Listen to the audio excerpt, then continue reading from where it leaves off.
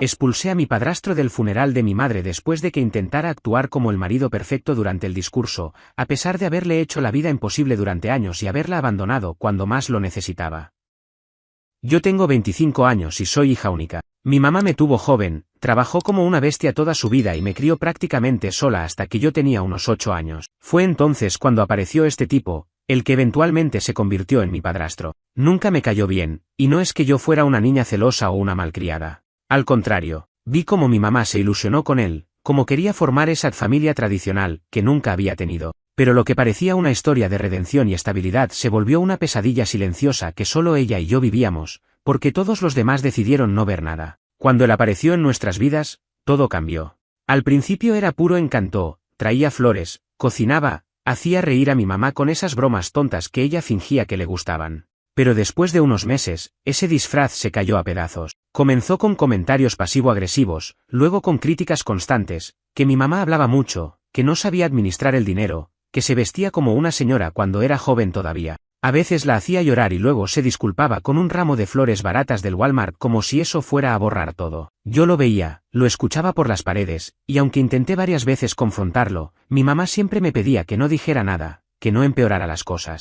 Con el tiempo, dejó de trabajar. Sí, así como lo lees, se quedó temporalmente sin empleo durante casi una década. Mi mamá trabajaba en limpieza de casas en las afueras de Houston y luego en un restaurante en Pasadena. Doble turno, todos los días. Y este tipo estaba en la casa, viendo televisión, bebiendo cerveza, y ocasionalmente arreglando cosas, lo cual básicamente significaba hacer ruido con herramientas y no terminar nunca nada. Lo peor es que cuando ella se enfermó, porque claro, el cuerpo tiene un límite, él no cambió ni un poco. Mi mamá fue diagnosticada con un cáncer al hígado hace un año. Yo me mudé de nuevo a casa para ayudar. ¿Y él? No hacía nada. A veces ni la acompañaba a las citas. Decía que los hospitales lo deprimían. En realidad lo que lo deprimía era dejar de mirar partidos o salir con sus amigotes al bar de la esquina. Ella, aún enferma, le cocinaba, le lavaba la ropa, y él se sentaba como un rey esperando que todo girara a su alrededor. Sé que suena horrible, y créeme que lo es, pero no lo conté en ese momento porque ella, incluso en su peor momento, me decía que no quería pelear. No quiero morir peleando, me dijo una vez. Así que yo, tragándome la rabia, me enfoqué en estar ahí para ella. Le cocinaba sus sopas favoritas, le leía en voz alta, ponía sus canciones favoritas de los 80. Cada segundo que pasé con ella en esos meses fue valioso. Me aferré a ella como si pudiera evitar lo inevitable. Y llegó el día. No quiero escribir mucho sobre eso porque se me hace un nudo en el estómago. Pero después de todo, pensé que el funeral sería un momento de paz. Que estaríamos rodeadas de las pocas personas que realmente la amaron. Que podrían ver a través del teatro de su pareja y entender que ese hombre fue una carga más que un compañero. Pero no. El tipo llegó vestido con un traje que probablemente ni le quedaba. Se puso al frente de todos, agarró el micrófono, y empezó a hablar de mi mamá como si hubiera sido la reina de su vida, como si la hubiera cuidado como oro, como si ella se hubiera ido entre algodones. Dijo cosas como, fue el amor de mi vida o nunca la dejé sola en ningún momento. Yo me atraganté con mi propia respiración. Me miré las manos porque si lo miraba a él iba a perder el control. Pensé que era una broma, que alguien iba a levantarse y decir ya basta. Pero nadie lo hizo. Se puso a llorar, incluso. Y la gente le creyó. Hubo aplausos. Hubo suspiros. Una señora hasta le puso la mano en el hombro. Yo no aguanté más. Me levanté. Caminé hacia el frente. Tomé el micrófono. Y dije, todo lo que este hombre acaba de decir es mentira. Él no fue un buen esposo. Él no estuvo para ella cuando más lo necesitó. Este tipo la dejó morir sola mientras veía televisión. Y si ustedes quieren llorar por ella, háganlo. Pero no se traguen el cuento de que él fue el héroe de su historia, porque no lo fue. Fue su verdugo silencioso. La sala se quedó muda por unos segundos después de que solté eso. Podías oír cómo la respiración colectiva se detenía, como si todo el mundo estuviera esperando a ver qué pasaba después. Yo, con las manos temblando, seguía agarrando el micrófono. Mi padrastro me miraba con esa cara de no te atrevas, pero era demasiado tarde. Me atreví.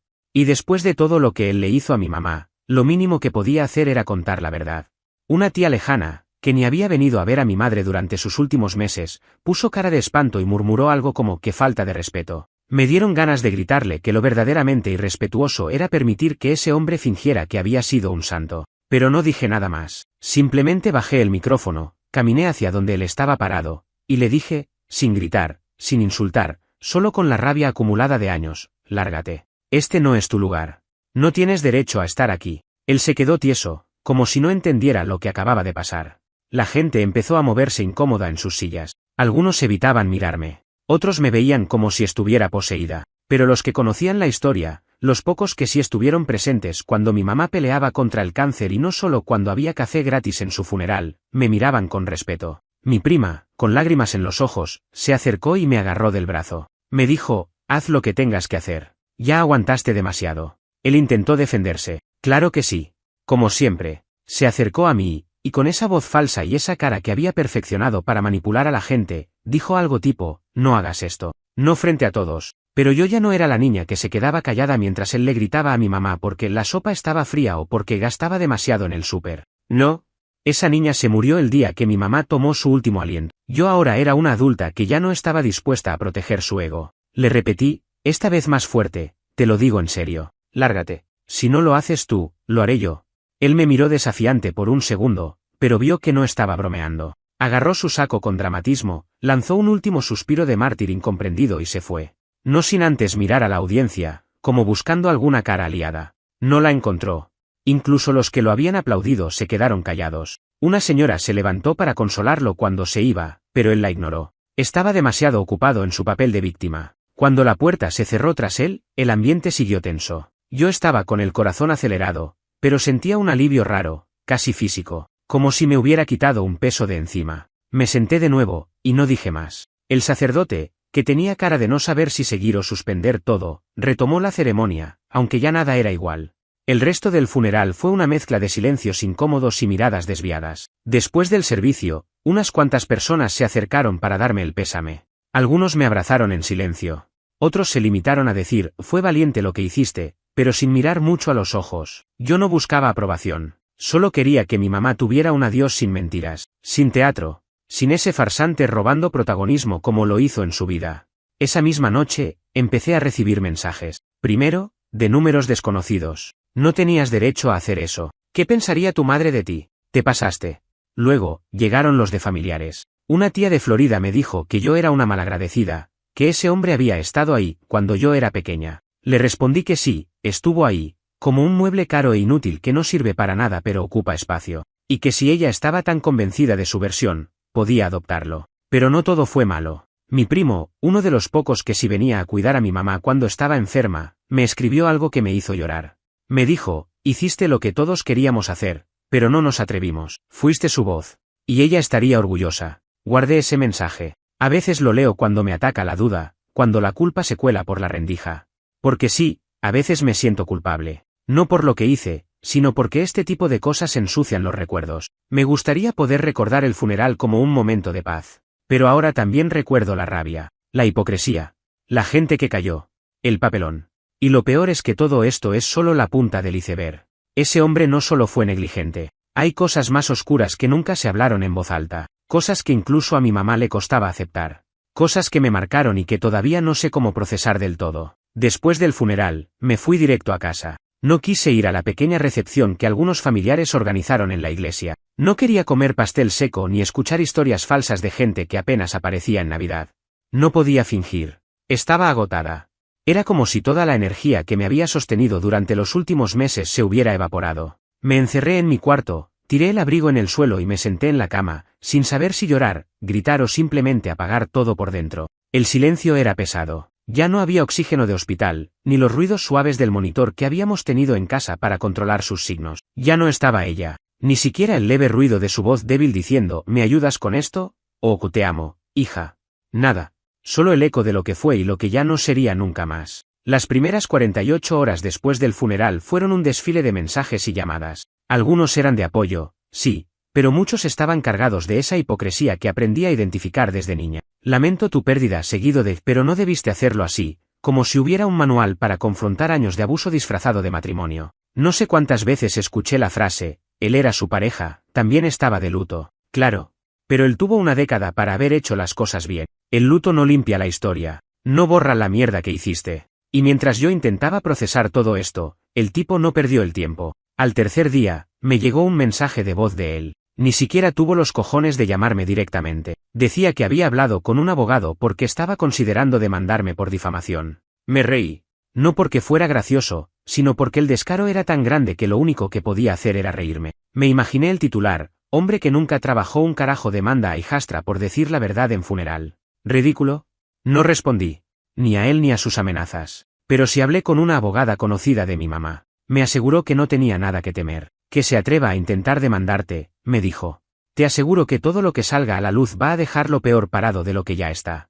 Fue entonces cuando entendí algo que me había costado aceptar por años: este tipo le tenía pánico a que alguien rompiera el silencio. Por eso siempre se cuidó tanto con su fachada de buen hombre. Por eso mi mamá nunca se atrevió a dejarlo oficialmente, aunque sabía que no era feliz. Él no era violento en el sentido físico clásico. No la golpeaba. Pero sí la anulaba poco a poco, día tras día, palabra tras palabra. Esa violencia sutil que te carcome sin dejar marcas visibles. Yo lo viví también. Desde pequeña. Recuerdo una vez, tendría como 10 u 11 años, que se enojó porque dejé mis zapatos tirados en la sala.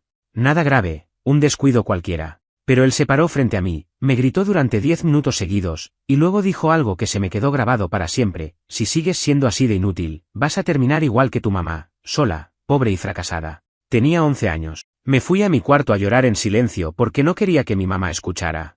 Esa fue la primera vez que deseé que se fuera para siempre. Pero claro, en las fotos de Navidad salíamos todos sonriendo. Porque eso es lo que se hace, ¿no?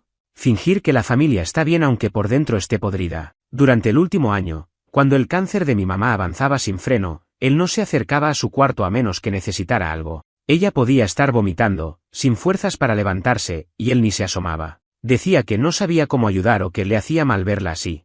Pero sí se acercaba cuando había que llenar papeles del seguro, o cuando llegaban visitas para aparentar que él estaba al pie del cañón. Lo más repugnante fue que empezó a sacarle fotos a ella acostada en cama, supuestamente para tener recuerdos, pero en realidad era para mostrárselas a su gente y quedar como el esposo sufrido. Lo sé porque lo escuché diciéndole a un amigo en el teléfono: sí, bro, es duro. Pero aquí estamos, como guerreros. Es jodido, pero el amor aguanta. Vomitivo. Y ahora me llegaban mensajes de su hermana, otra joyita, diciendo que yo no tenía derecho a deshonrar a la familia de esa forma. ¿Deshonrar?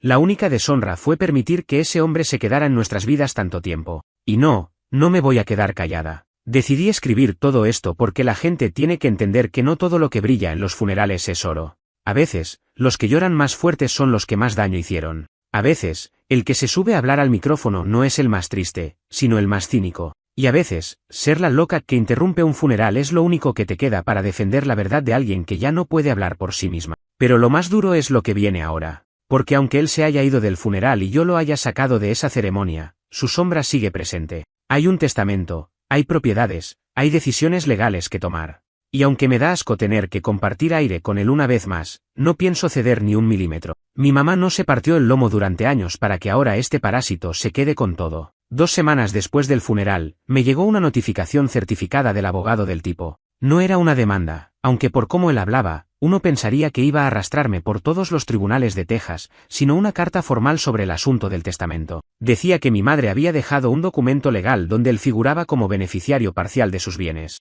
No era todo, por suerte, pero sí una parte significativa.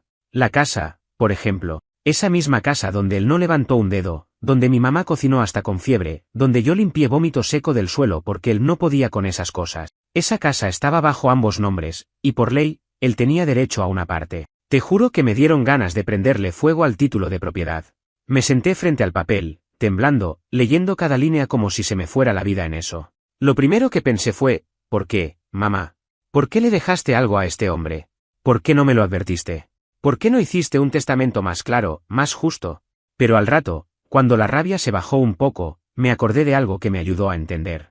Unos meses antes de que muriera, tuve una conversación larga con ella, una de esas donde sabíamos que estábamos diciendo más de lo que estábamos dispuestas a admitir en voz alta. Le pregunté si alguna vez pensó en dejarlo. Ella me miró con esos ojos gastados y me dijo: claro que sí. Pero no tenía fuerzas, y me daba miedo morirme sola. Por lo menos así, sabía que tú ibas a tener con quién dejar la casa, por si algo te pasaba. Eso me partió el alma. Mi mamá, esa mujer fuerte que sobrevivió a 1000 cosas, murió pensando que yo necesitaba a ese hombre para no quedarme sola. Qué jodido. Qué triste. Así que no creo que lo haya hecho por amor. Creo que lo hizo desde el cansancio. Desde la desesperanza. Desde esa resignación que te carcome cuando la vida te rompe más veces de las que puedes contar.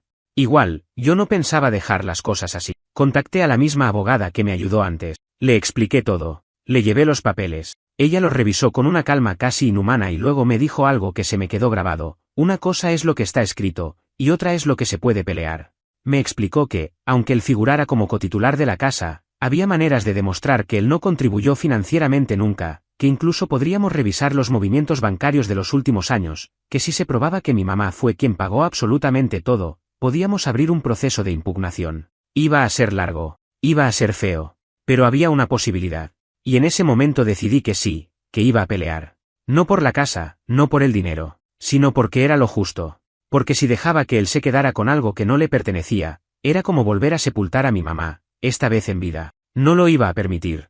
Lo que siguió fue una serie de movimientos que me sacaron todo el poco aire que me quedaba. Citas con la abogada, buscar recibos viejos, hablar con el banco, revisar papeles que mi mamá tenía escondidos en cajas de galletas, coordinar con antiguos empleadores para demostrar ingresos, escribir cartas, buscar testigos. Fue un infierno.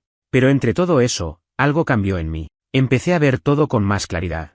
A entender cuán profundo había sido el abandono que ella sufrió. Y también a ver la red de silencio que lo protegía. Porque sí, hubo vecinos que sabían, compañeros de trabajo que sospechaban, incluso familiares que notaban cosas raras pero preferían no meterse. ¿Y ahora? Ahora todos estaban con yo siempre supe que él era raro. Qué conveniente, ¿no? Todos valientes cuando ya no hay nada que arriesgar. Una tarde, revisando una carpeta vieja, encontré algo que me dejó helada, un cuaderno donde mi mamá escribía cosas sueltas, frases, recuerdos, pensamientos. No era un diario como tal, más bien un registro caótico de su mente. Y ahí estaba. Una hoja, fechada 2 años atrás, donde decía, a veces me pregunto si valgo algo. Si este hombre se va, me quedo sin nada, y si me muero, ¿qué le dejo a mi hija? Él no es bueno, pero es lo único que tengo. Dios, perdóname por no ser más valiente. Leí esa hoja como 20 veces. Lloré sobre ella. Grité. Me dolió el cuerpo. Me dolió el alma. Esa hoja fue la confirmación de que lo que yo estaba haciendo no era solo por mí, era por ella, por su memoria, por su dignidad. Porque si no peleaba por eso, entonces ¿quién? Mientras todo esto pasaba, él, como siempre, se hacía la víctima. Iba a casa de familiares a contar que yo lo quería despojar de todo, que estaba siendo cruel con él, que ella se murió y ahora su hija me quiere echar a la calle. No dijo ni una palabra sobre los años que vivió gratis, sobre cómo no pagó ni un recibo de luz, sobre cómo se largaba a beber mientras mi mamá estaba en cama. No, todo era culpa mía. Incluso intentó contactarme por redes sociales, como si no hubiera líneas que ya había cruzado hace años. Me mandó un mensaje que decía, sé que estás dolida, pero esto no es lo que tu mamá hubiera querido. Me reí en voz alta. Lo bloqueé. Y le respondí por otros medios, lo que mi mamá no quería era morir sola en una casa donde tú no hacías nada. Así que no me hables de lo que ella hubiera querido. Tú ya le fallaste. Ahora es mi turno de defenderla. La abogada me advirtió que esto podía tomar meses, pero que cada movimiento legal que hiciéramos lo dejaría más acorralado. Y así fue. Lo primero fue congelar cualquier intento de venta o hipoteca de la casa. El tipo, en su infinita estupidez, pensó que podía venderla rápido o usarla como aval para sacar un préstamo. ¿Para qué? ¿Quién sabe? Supongo que para seguir viviendo como vivía, sin mover un dedo, esperando que las cosas le cayeran del cielo como siempre. Pero no contaba con que esta vez yo no iba a ceder. Presentamos ante el juez una solicitud para revisar los aportes financieros que cada uno hizo a la propiedad. Lo que mi mamá había dejado, cheques, recibos, notas a mano, era un testamento silencioso pero sólido. Lo había pagado todo ella, desde el primer ladrillo hasta el último impuesto. Él no tenía cómo demostrar lo contrario. Nunca trabajó legalmente en los últimos 10 años, y sus únicos ingresos eran trabajos esporádicos que hacía por debajo de la mesa. No declaraba impuestos, no tenía nómina, nada.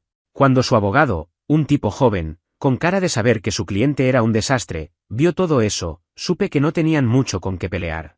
Pero aún así, querían desgastarme. Presentaban mociones inútiles, pedían extensiones, usaban tácticas baratas para alargar el proceso. Porque eso era lo único que sabían hacer, agotar, cansar, esperar que yo me rindiera por puro desgaste emocional. Pero no me iba a ir sin pelear.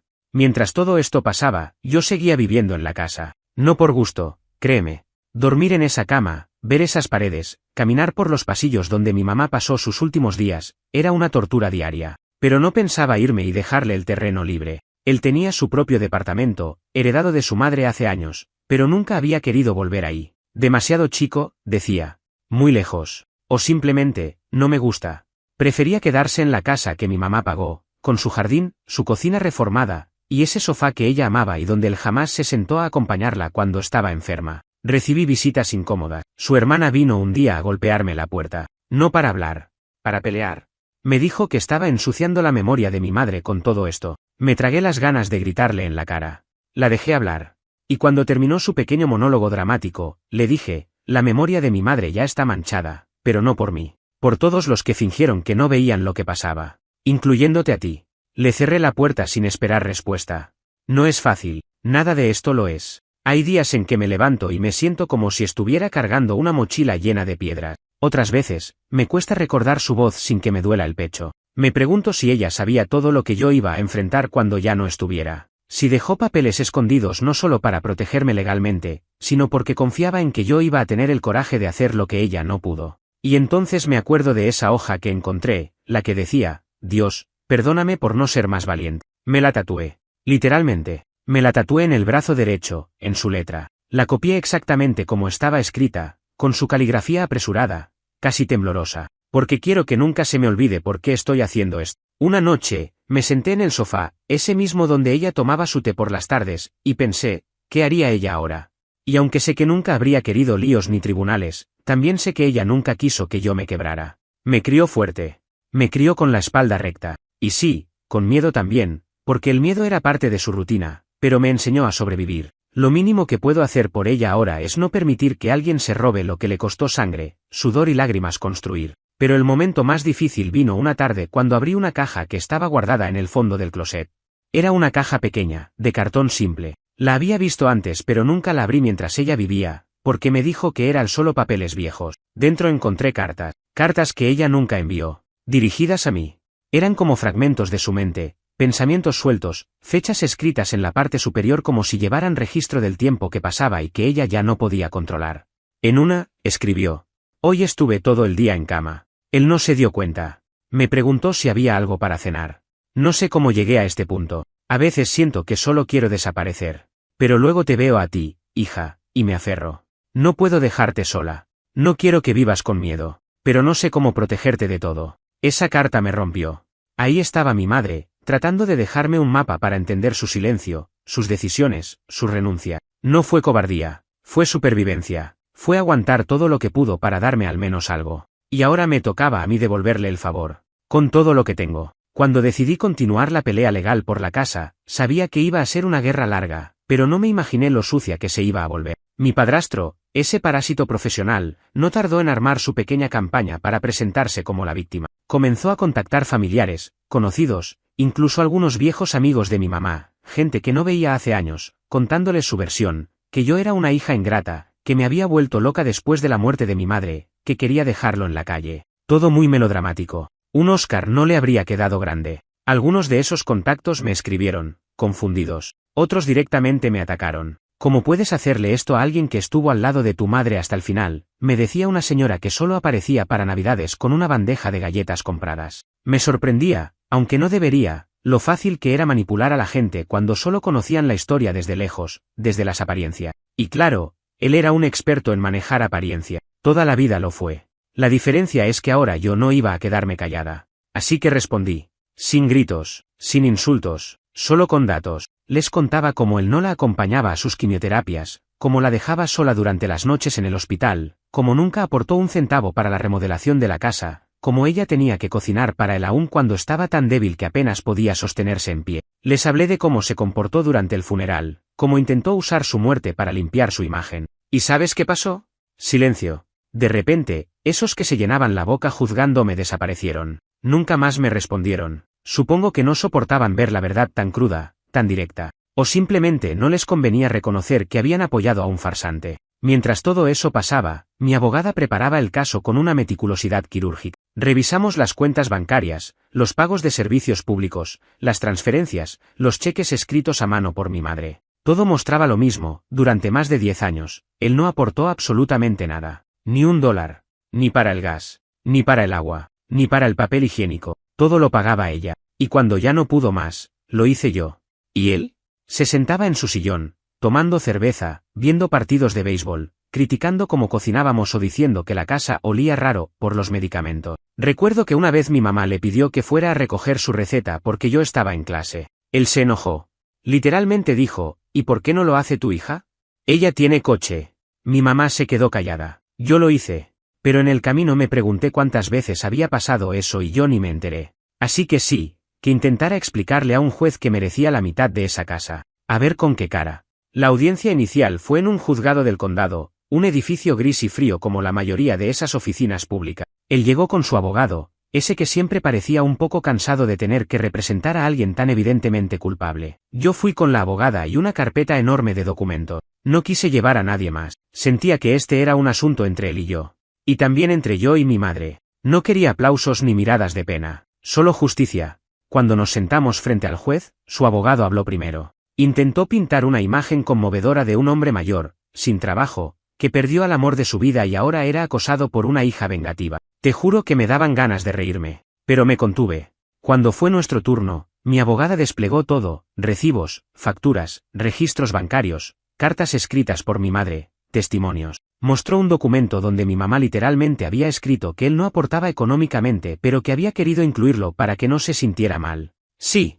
Mi madre, incluso con todo el dolor del mundo, seguía intentando proteger a ese tipo. Era su maldito karma, siempre cuidando a todos, incluso a quien no lo merecía. Cuando el juez leyó esa parte, levantó la mirada y me observó por un segundo. No dijo nada, pero su expresión lo dijo todo. Al final de esa audiencia, no se tomó ninguna decisión definitiva, pero el juez sí fue claro, se necesitaba una auditoría completa del caso. Nada se iba a transferir ni vender hasta nuevo aviso. Y él no podía tomar ninguna decisión sobre la propiedad sin notificar formalmente. Eso, para mí, ya era una victoria, porque lo frenaba, porque lo obligaba a dejar de moverse como rata en las sombras. Salí del juzgado sintiendo algo nuevo, claridad.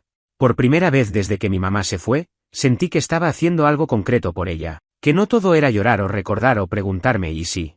No, esto era acción, esto era justicia. Ese mismo día, al llegar a casa, me senté en el sillón, ese que él había monopolizado durante años, me serví una copa de vino barato y puse el disco favorito de mi mamá. Era uno de esos de baladas viejas, el tipo de música que siempre me pareció cursi hasta que ya no la escuché más. ¿Lloré? Claro que lloré. Pero no solo de tristeza. Lloré de rabia, de alivio, de fuerza. Lloré porque entendí que, aunque me faltaran 1000 días para sanar, estaba caminando. No estaba congelada. Y eso ya era suficiente. Esa noche, antes de dormir, volví a abrir el cuaderno donde mi mamá escribía. Busqué una página al azar. En ella había una frase que me dolió y me fortaleció a la vez. No sé si algún día alguien entenderá cuánto tuve que callar. Pero si mi hija lo comprende, entonces no viví en vano. Después de esa audiencia, las cosas se empezaron a mover en cámara lenta. El sistema judicial no es como en las películas donde todo se resuelve en una semana. Es burocracia, tiempos muertos, documentos, más documentos y la constante sensación de que estás en un limbo emocional del que no puedes salir del todo. Pero si algo aprendí cuidando a mi mamá durante su enfermedad, es que la paciencia también es una forma de resistencia. Mientras tanto, él empezó a mostrarse más desesperado. Me enteré por un vecino, uno de los pocos que realmente ayudó durante los días más duros, que mi padrastro andaba diciendo por ahí que yo lo quería echar a la calle como un perro, que dormía mal, que no comía, que estaba deprimido. Incluso se inventó que yo lo había amenazado físicamente. Una mentira absurda. No solo no tengo antecedentes, sino que jamás le levanté la voz ni siquiera cuando lo eché del funeral. Pero eso no importaba. Lo importante era que él se veía a sí mismo como una víctima, y eso le bastaba para buscar lástima. Y había quienes se la daban. Siempre hay alguien dispuesto a consolar a un miserable si llora lo suficiente. Una de las cosas más jodidas fue enterarme que había empezado a contactar a algunos de los compañeros de trabajo de mi madre, gente con la que yo no tenía mucha relación. Les decía que quería organizar una especie de homenaje, para ella, una especie de reunión simbólica para recordarla. Cuando me contaron, pensé que era una broma. ¿Él? ¿Organizando algo en nombre de mi mamá? Fue como ver a un pirómano fundando una estación de bomberos. Estuve a punto de explotar, pero algo me detuvo. Esta vez no iba a reaccionar. Ya entendí que cada vez que le doy un lugar en mi mente, él gana. Cada vez que respondo a su basura, se alimenta de eso. Así que lo ignoré. Me enfoqué en lo mío, reunir más documentos, buscar más respaldo, sostenerme en mi verdad. No iba a pelear sucia, pero tampoco iba a dar un paso atrás. Mientras tanto, la casa se volvió un campo de batalla emocional. Había días en que no podía caminar del cuarto a la cocina sin recordar algo que dolía. El lugar donde se sentaba mi mamá a tomar café. La puerta del baño que siempre dejaba entreabierta para escuchar música desde su celular.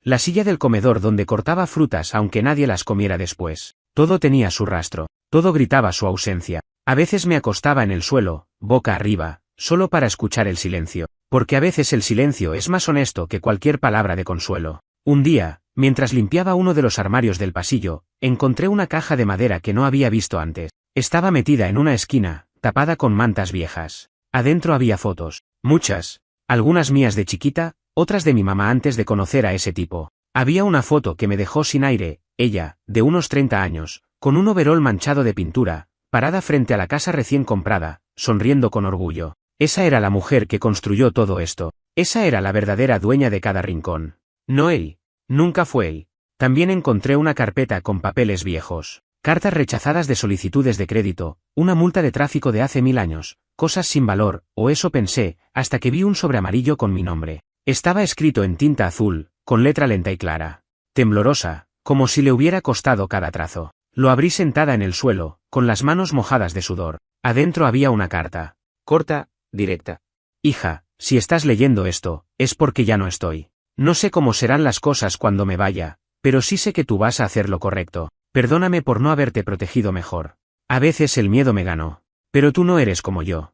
Tú tienes fuego en la sangre, que nadie te apague. Nunca. Te amo con todo lo que soy. No pude ni llorar. Me quedé sentada ahí, con la carta en la mano, sintiendo que por primera vez en semanas, mi mamá estaba hablándome. No a través de recuerdos, no a través de su ropa o sus objetos, sino con sus palabras. Y ese mensaje me dio más fuerza que cualquier testimonio legal. Ese mismo día, mi abogada me llamó. El juez había aceptado la solicitud de revisión financiera completa. Eso significaba que el caso se estaba inclinando a nuestro favor, que todo ese esfuerzo, cada papel, cada recibo, cada maldito formulario llenado hasta las 3 de la mañana, estaba valiendo la pena. Pero también significaba que él iba a contraatacar.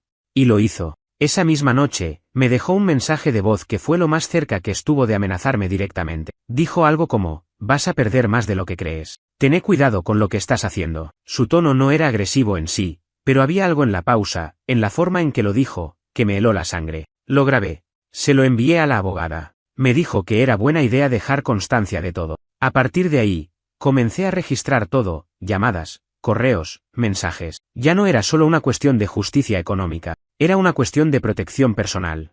Porque este tipo, cuando ya no tenía control, se volvía impredecible. Como todos los cobardes que necesitan tener la sartén por el mango para no volverse peligroso. Y entonces entendí algo brutal, él no está peleando por la casa. Está peleando por no perder poder, por no quedar expuesto, porque si pierde esto, pierde la imagen. Y sin esa imagen, no le queda nada. Porque él no sabe construir nada, solo sabe vivir de lo que otros construyen. La última audiencia fue hace una semana. Cuando entré al juzgado, supe que era el cierre de un ciclo, aunque no tuviera todavía la resolución en papel. El ambiente ya se sentía distinto. Él estaba ahí, como siempre, con su abogado al lado, pero esta vez sin el aire de confianza que había llevado las primeras veces. Se lo notaba incómodo, destrozado, pero no por el duelo, porque nunca fue el tipo de hombre que sufre por amor, sino por algo más doloroso para gente como él, el ego aplastado. La imagen que había construido durante años estaba desmoronándose frente a todos, y yo estaba ahí, más firme que nunca. Mi abogada presentó el informe final, pruebas claras, sin espacio para dudas.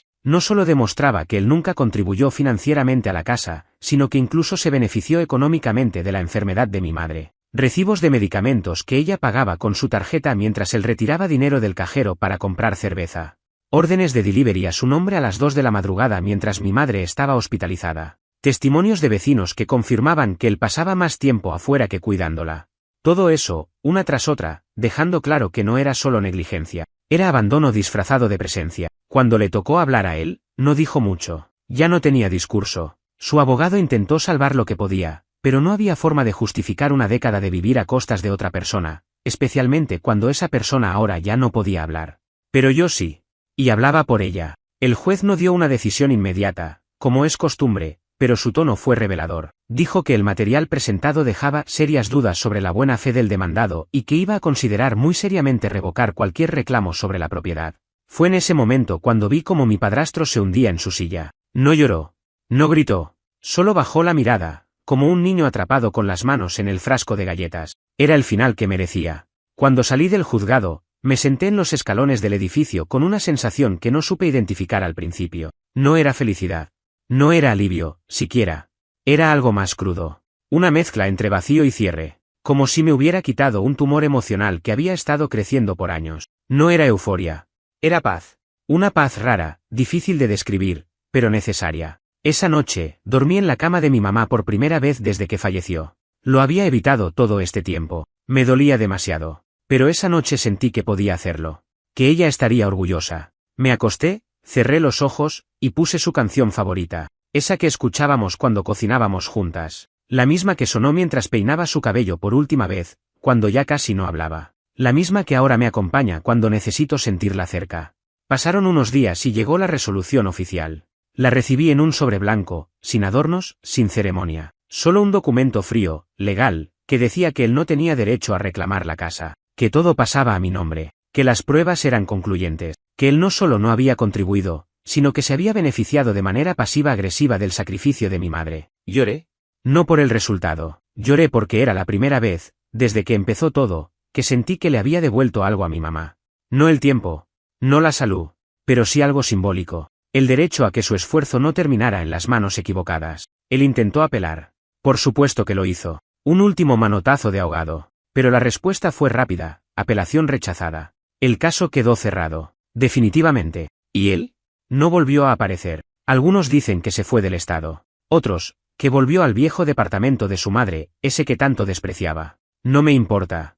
No quiero saber. No quiero cargar con su sombra ni un segundo más. Ya ocupó demasiado espacio en nuestras vidas. Desde que todo terminó, empecé a cambiar cosas en la casa. Pinté las paredes, tiré el viejo sofá.